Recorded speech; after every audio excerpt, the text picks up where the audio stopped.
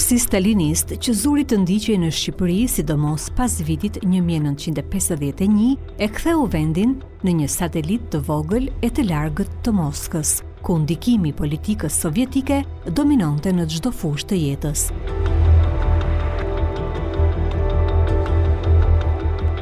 Ky ndikim e ndryshoi rrënjësisht jetën e deri atëhershme në fshatin shqiptar dhe fatin e afro 80% të popullsisë që jetonte në fshatra. Gjithçka kishte nisur të ndryshonte fill pas një vizite që Enver Hoxha bëri në Kremlin, ku u takua me Stalinin dhe zëvendës kryeministrin Anastas Mikojani, prej të cilëve mori direktiva të qarta se si do ta zhvillonte në Shqipëri kolektivizimin e bujqësisë. Pikërisht në atë vizitë, Enver Hoxha mori edhe udhëzimin e çuditshëm, sipas të cilit fshatarët shqiptar duhet të ushqeheshin gjatë komunizmit vetëm me bukë misri dhe gruri do të prodhohej vetëm për qytetin. Çfarë prapaskene kishte ky udhëzim dhe ç'rol kishte ai në thyerjen e fshatarit shqiptar dhe zhytjen e tij në një jetë skllavëruese për shumë dekada radhazi.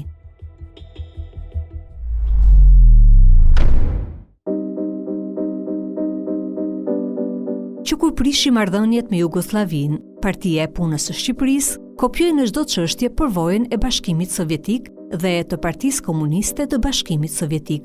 Në mbledhjen e Komitetit Qendror të Partisë Punës së Shqipërisë, mbajtur në prill të 1951-shit, regjimi vendosi të shpejtonte ngritjen e kooperativave bujqësore, siç kishte vepruar Bashkimi Sovjetik gjatë kolektivizimit integral në vitet 1929-1932. Por planet ndryshuan gjatë një vizite që bëri në Bashkimin Sovjetik një delegacion i kryesuar nga Enver Hoxha.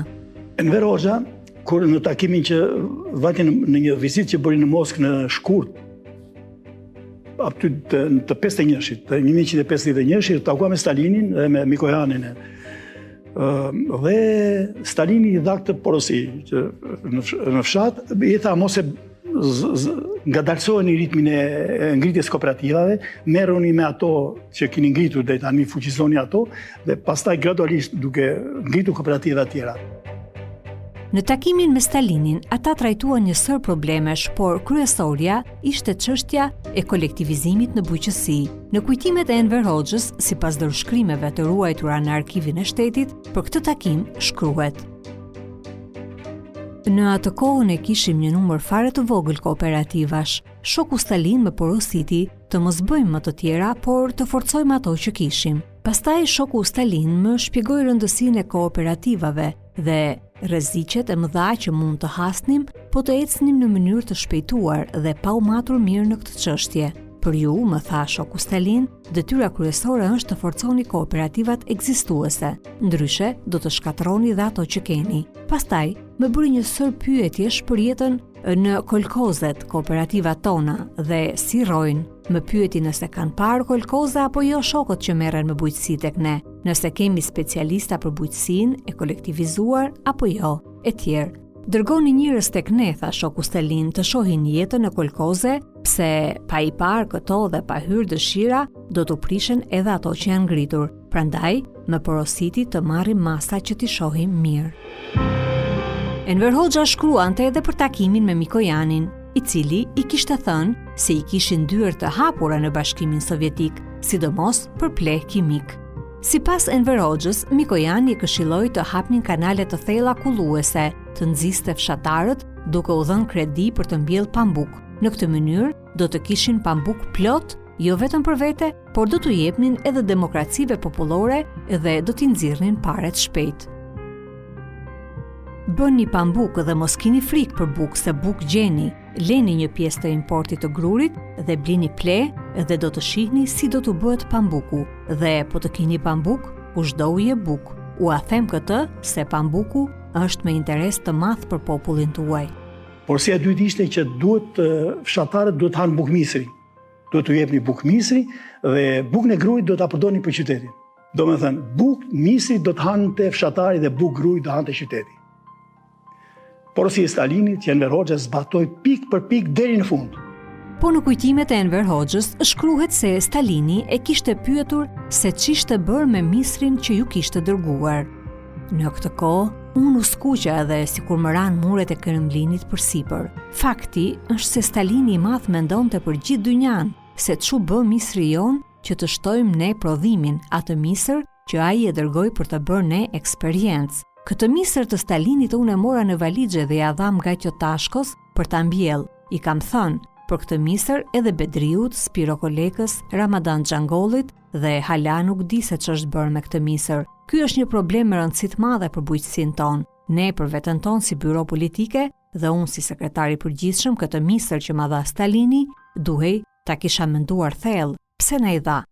Sipas kujtimeve të diktatorit, Stalini i këshilloi që misri të mbillej në Shqipëri se kjo bimë kishte interes të madh për Shqipërinë. Populli juaj ha misër dhe jo grur. Atëherë, pse nuk mbillni misër? Më tha shoku Stalin. Grurin mbilleni për qytete dhe qendrat e punës, na tha ai. Kërkoni nga ne farë që të prodhojnë 2 ose 3 herë më shumë.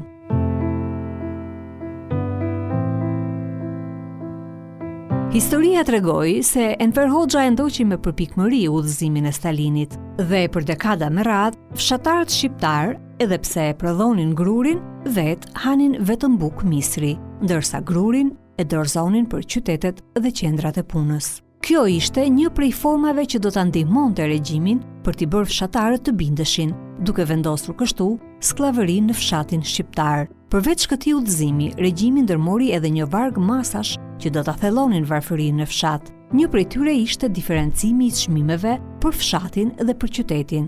Të njëjtin produkt, e zem, një palë çorape, për banorët e qytetit shitej 60 lekë, për fshatarët 100 lekë, pra 40% më shtrenjtë. Kripa, në tregun e garantuar ku blinte vetëm qyteti, kushtonte 5 lekë, ndërsa në tregun e reciprok ku blinin fshatarët, shitej 10 lekë, pra 2 fish më shtrenjtë. Pothuajse të gjithë prodhimet industriale, fshatarit i shiteshin shumë më shtrenjtë se banorëve të qytetit, ndërkohë që mallrat e prodhuara në fshat ju bliheshin fshatarëve nën kosto. Kjo do ta thellonte varfërinë në fshat dhe sistemi skllavërues nga viti në vit do funksiononte në perfeksion. Sa më shumë ta lësh të varfër fshatarin, sa më shumë ta shtypë fshatarin, aq më shumë e bën për vete. E thyen, jo se bën për vete, po e thyen. Dhe po e theu, ai nuk e kishte problem pastaj për ta pasur skllav për të jetën.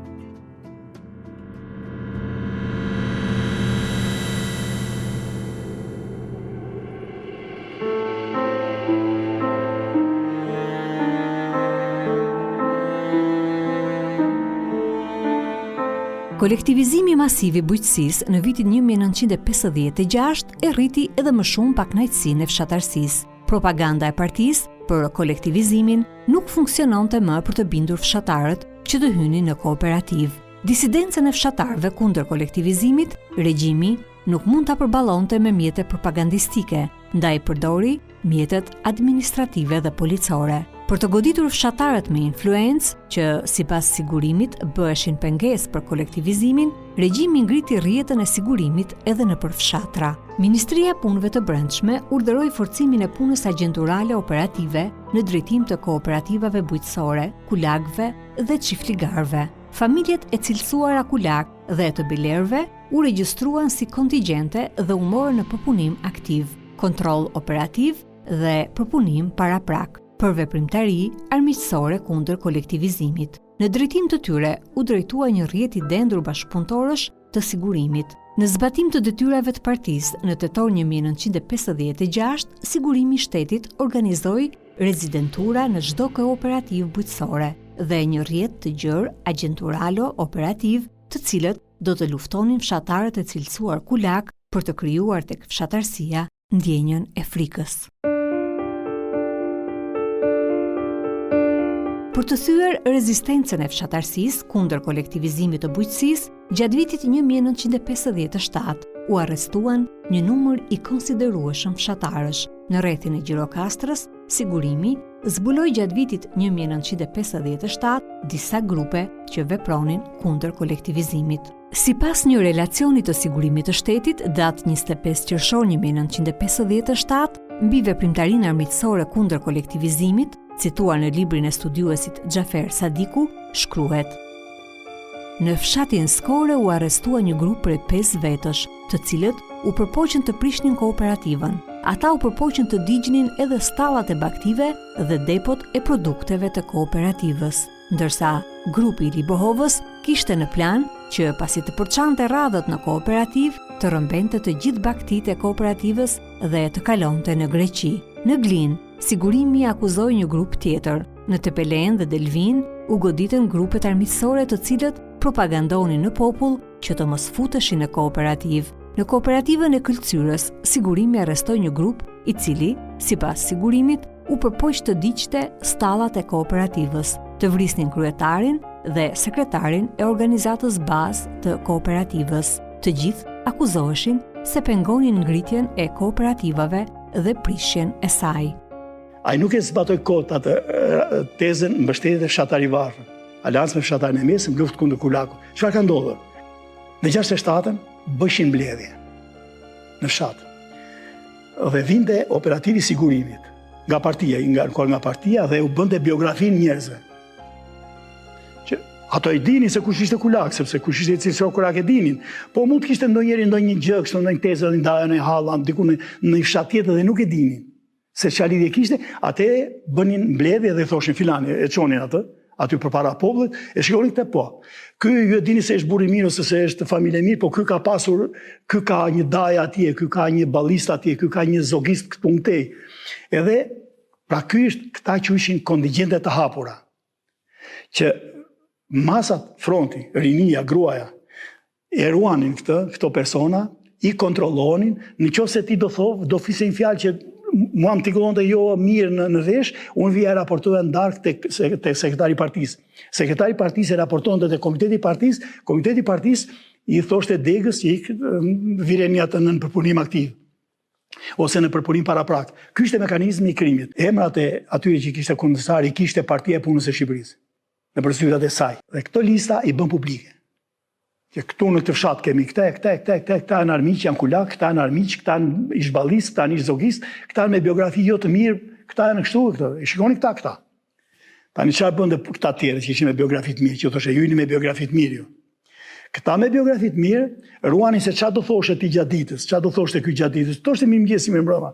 E përshëndesi, ai të fuste një shpifje se do të rregullon dhe do fitonte në një gjë për vete. Edhe raportoni vinte mbrithë frontin, bënte demaskimin. Demaskim publik. Si e bënte demaskimin? Dhe pse e bënte? Jo se nuk e demaskonte aty, ai e merrte rrinte, po donte në deg, i fusë një atje në deg. Por ai e bënte jo për të thjesht për të demaskuar këtë. Ai e bënte për të trembur këta tjerët. Për të trembur të tjerët. Çfarë bërin këta tjerët? Këta ngrishin në mbledhje dhe ofendonin, e quanin armik fshatarin e tyre, komshiun e tyre. Por kjo nuk kalonte ashtu. Ata i regjistronin këta. Kush është ngritur? Kush ka thënë kundër këtij? Ai ishte sklav i përjetshëm. Krijoi agitatorët. Agitatorët ishin patronazhistët e sotëm. Sa kishte në vitin 51? 35.000. 35.000. Vinin në çdo fshat dhe të merrin shpirtin, ose do t'u jepje teprisa, jo teprisa, çfarë kishte aty në shtëpi? Gruri, misin, çfarë kishe, ose do të jepi atyre të grumbullimit, ose të merrin shpirtin, të fusin hekurat e çonin në burg. Aty në vend. Kështu, politika e kontrollit, e shtypjes dhe e frikës zuri vend pak nga pak në jetën e çdo shqiptari që banonte në fshat. Ishte një sistem i tillë i kontrollit të rrept. Shto këtu dhe varfërinë pastaj në fshat, shto pastaj sistemi punës, se si funksiononte puna, shto diferencimet në të drejtënarësimit, shto biografinë e kuadrove, specialistës si mbante, shto shkollat, edhe atyre që u jepte shkollë, të drejtën e shkollës, nuk ishte të një standard. Për shembull, Instituti i Lartë i Arteve nuk vinin nga shtresat e gjërat popullit, të qytetit apo të fshatit. Ata vinin njerëz të nomenklaturës, që kishin në nomenklaturë prindrit e tyre, të afërt me pushtetin dhe që i përdorte pushtetin.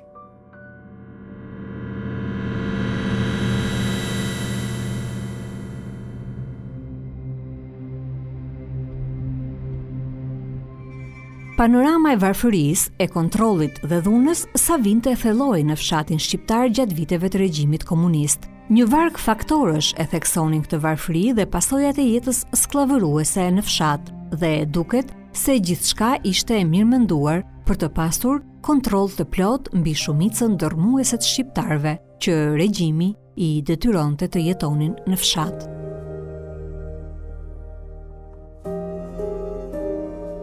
Në fund të regjimit komunist në Shqipëri kishte 2/3 e popullsisë jetonin në fshat dhe 1/3 jetonin në qytet.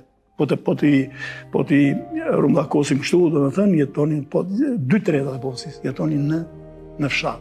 Ata nuk e lejonin lëvizjen e lirë dhe nuk ekzistonte drejta për të zgjedhur punën ose për të zgjedhur banimin.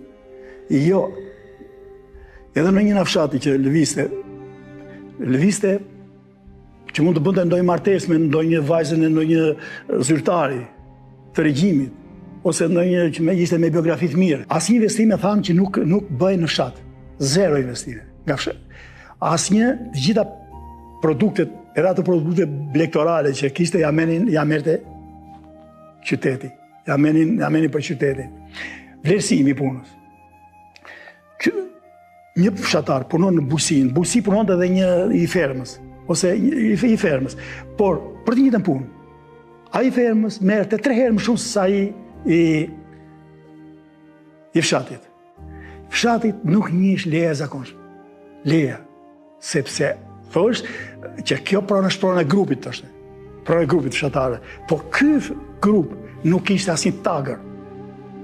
As pronësore, as posedimi, asgjë. Krijimi i asaj që thamë, i pabarazisë, i terrorit. Lufta e klasave që është bërë në fshat e dini shumë mirë, gjithë e dinë mbas shqiptarët, për jashtë këto të rinjt, është bërë luftë klase. Çfarë do të thotë? Luftë klase në një shoqëri që s'kishte klasa. Në vitin 48, po themi, që u shtetëzuan baktit, tufat e baktive, nuk ishte më fare. Ishin gjithë barabartë.